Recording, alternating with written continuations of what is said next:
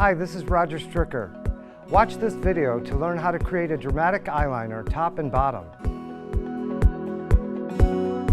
Define the eye by creating a special eyeliner. Start on the upper inner eye at the lash line. Now work across the eyelid and past the outer corner. On the bottom eyelid, start the liner at the outer lower corner and follow along the lash line towards the inner eye. Now, trail the liner slightly down to open the eye.